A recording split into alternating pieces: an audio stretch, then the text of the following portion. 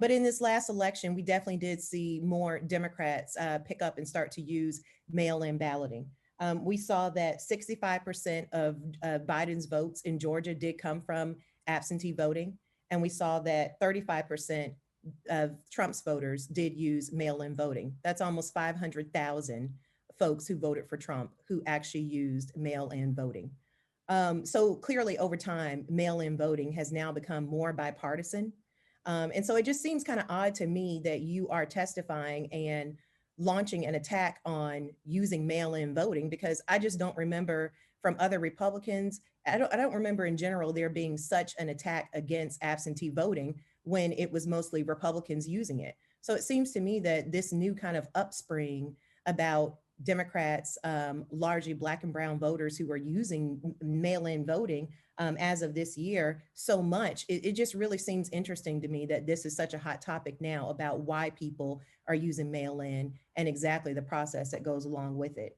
I mean, I would encourage everybody to disregard your testimony. I mean, no disrespect to you, but it just, to me, a lot of the things that you're saying just don't make a lot of sense. And it is interesting that you did talk about your civil rights credentials and committees and things that you've served on, because you definitely have said things like you think it's okay to write down license plate numbers of voters. That's not true. That's absolutely not true. Never I would said ask anything of the like.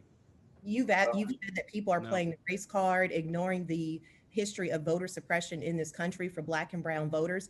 So I just think that I just want to shed some light on the perspective of which you're coming from. My specific question is, why are you now launching such an attack against absentee voting? Because almost 500,000 voters in Georgia voting for, that's a lot of votes. This is a bipartisan effort to use mail-in voting. So just tell me exactly why you're launching this. First of all, Mr. Adams, please do not comment any further on this. Well, she's made her statement. That's enough. We have pending litigation. I would ask that you not respond any further to her. Well, please. I understand that, but she said some things that weren't true that I said. So I feel compelled to explain.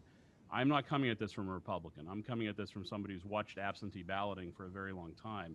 And by the way, I was against expanded absentee balloting 5 years ago before this was a partisan issue.